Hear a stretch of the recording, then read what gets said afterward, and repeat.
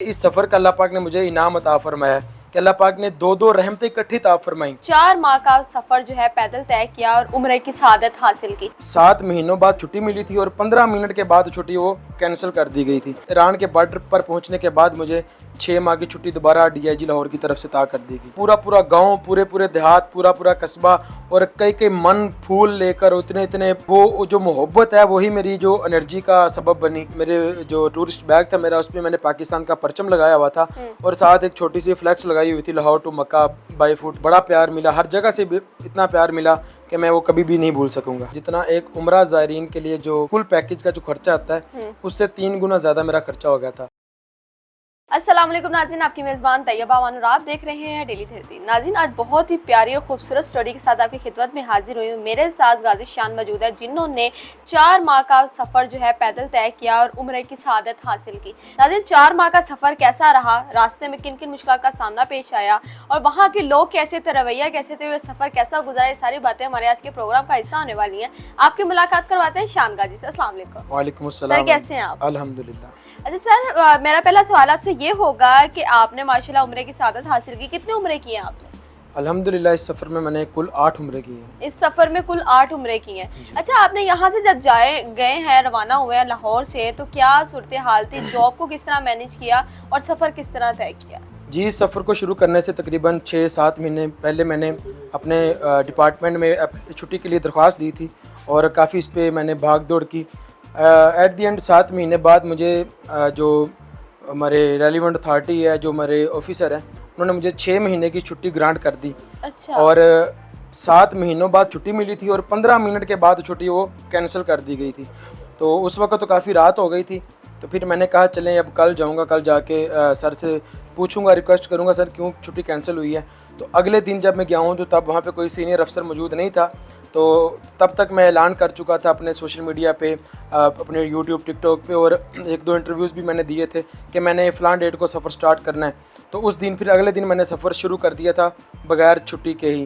तो जब फिर लाहौर से मैं ताफ्तान ईरान के बॉर्डर पर पहुंचा, तो फिर ईरान के बॉर्डर पर पहुंचने के बाद मुझे 6 माह की छुट्टी दोबारा DIG लाहौर की तरफ से अता कर दी गई। 6 माह की छुट्टी आपको मिल गई। अच्छा, मुझे ये बताएं, रास्ते में जो सफ़र है वो आपका कैसा रहा, कैसे कैसे लोगों से मुलाकात हुई और कौन कौन से ऐसे वाक़यात हैं जो आपको आज भी याद हैं? जी अल्हम्दुलिल्लाह, पहले कदम से लेकर मेरी मंजिल तक जहाँ जहाँ से गुज़रा हूँ, नबी करीम सल्लल्लाहु अलैहि वसल्लम के उम्मतियों ने वालेहाना इस्तकबाल किया। जगह जगह पर लोगों ने अपनी क़ीदत और मोहब्बत का इजहार किया और बाज़ जगहों पर तो इस तरह के मामला थे कि मैं ख़ुद को पूछता था कि मेरी तो इतनी औकात नहीं कि जितना लोग आके, क्योंकि पूरा पूरा गांव, पूरे पूरे देहात, पूरा पूरा कस्बा और कई कई मन फूल लेकर इतने इतने हार फूलों के लेकर इस्तकबाल के लिए आए होते थे। तो लोगों ने इतनी मोहब्बत दी, इतनी मोहब्बत दी कि वो जो मोहब्बत है वही मेरी जो एनर्जी का सबब बनी।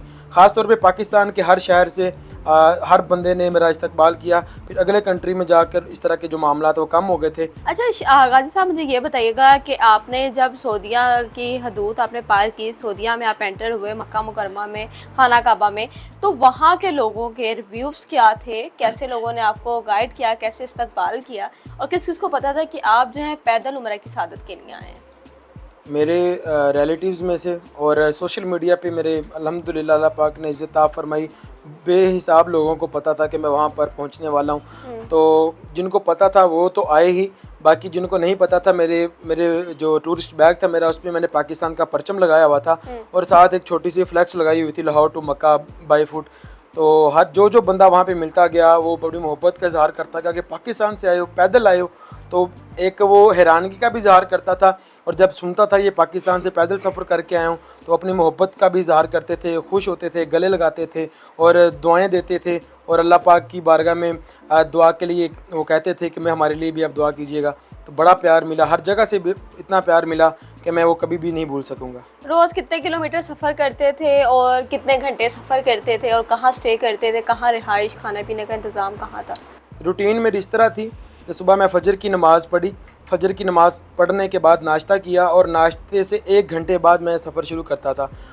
तो 1 घंटे बाद सफ़र शुरू करने के बाद 2-3 घंटे लगातार चलना, उसके बाद थोड़ा सा फिर स्टे करके फिर कुछ हल्का फुल्का खा लेना या पानी वगैरह पी लेना, फिर 2-3 घंटे चलना, फिर ज़ोहर की नमाज़ पढ़नी, ज़ोहर की नमाज़ पढ़ के 15-20 मिनट लेटता था और उसके बाद फिर असर तक सफ़र करता था। जहाँ पे मुझे मगरिब की अज़ान हो जाती थी या मुझे शाम हो जाती थी, वहाँ तक मैं अपना सफ़र वाइंड अप कर देता था।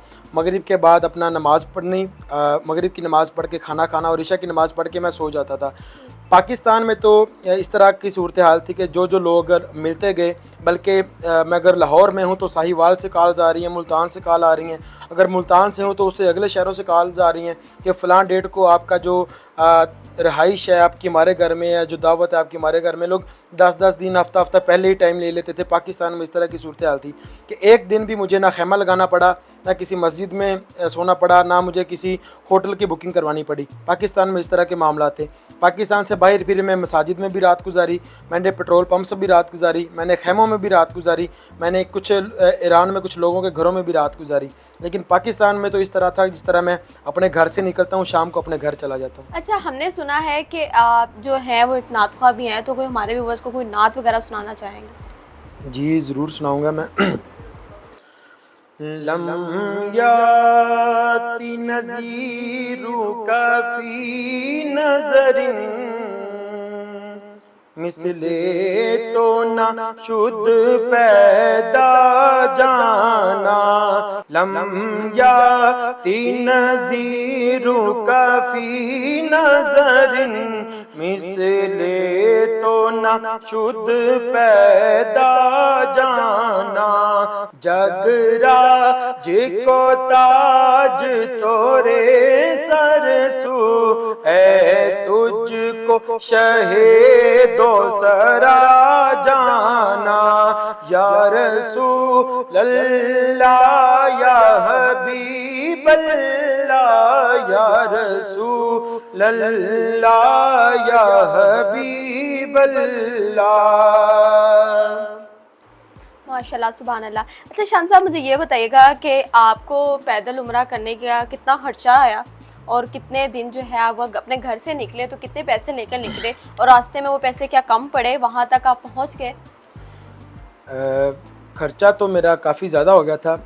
इस तरह समझ लें कि जितना एक उम्रा ज़ायरीन के लिए जो पैकेज, कुल पैकेज का जो खर्चा आता है, उससे 3 गुना ज़्यादा मेरा खर्चा हो गया था। और घर से मैं कुछ असबाब, बिल्कुल मामूली से असबाब लेकर निकला था। तो मैं पैसे के सर पर या पैसे को सामने रखकर ये सफ़र नहीं कर रहा था। मैं इश्क़ रसूल सल्लल्लाहु ताला अलैहि वसल्लम में और अल्लाह ताला की ज़ात पर कामिल यकीन करके, अल्लाह पाक की ज़ात पर तवक्ल करके मैं निकला था। और अल्हम्दुलिल्लाह उस तवक्ल ने और उस इश्क़ रसूल ने मुझे अपने घर से अल्लाह के घर और नबी पाक के प्यारे दर पहुँचा दिया। माशाल्लाह, सुभान अल्लाह। अच्छा, मुझे बताइएगा कि वहाँ जब आप गए तो आप वापस आए, तो हमने सुना कि अल्लाह पाक ने आपको 2 जुड़वा बेटियाँ दी, तो क्या समझते हैं वो तोहफा कैसा है? अल्हम्दुलिल्लाह, जब मैं यहाँ से गया था तो जो मेरी पहली बेटी है वो तकरीबन 8 माह की थी, और जब मैं वापस आया हूँ तो वो 14 माह या 1.5 साल की लगा लें।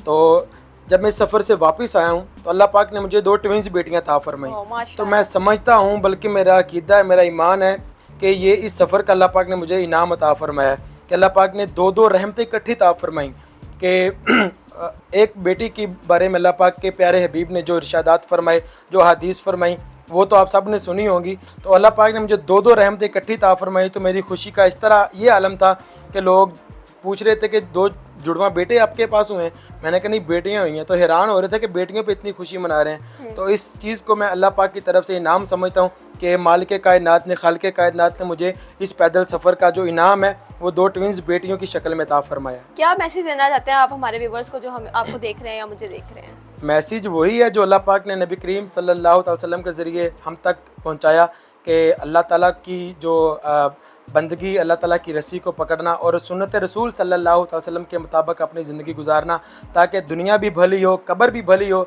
हशर का दिन भी हमारा आसान हो और हमें जहन्नम से आज़ादी भी मिल जाए। और आसानी के साथ नबी करीम सल्लल्लाहु अलैहि वसल्लम की जो उनके लश्कर में शामिल होकर हम जन्नत में हमारा दाखिला आसान हो जाए। तो उसका एक ही रास्ता है कि उन्हें जाना, उन्हें माना, ना रखा गैर से काम, लिल्लाहिल हम्द, मैं दुनिया से मुसलमान गया। माशाल्लाह, सुभान अल्लाह। तो जी व्यूअर्स, हमारे साथ शान गाजी मौजूद थे कि जिन्होंने पैदल उम्रा किया, उम्र की सादत हासिल की और एक नात ख्वाह भी हैं। हजूर पाक सल्लल्लाहु अलैहि वसल्लम की मोहब्बत में जो है लाहौर से रवाना हुए थे उम्रा की शहादत के लिए। इनका सफ़र माशाल्लाह बहुत अच्छा रहा। अल्लाह पाक ने तोहफे में माशाल्लाह 2 जुड़वा बेटियां अता की। आगे हमें भी चाहिए कि हम अपने प्यारे नबी हज़रत मोहम्मद सल्लल्लाहु अलैहि वसल्लम के लिए कुछ करें और उनको दिल से जो है आशिकी रसूल को अपनी निभाएं। इसी के साथ अपनी मेज़बान तैयबा वान को दें इजाज़त। अल्लाह हाफ़िज़।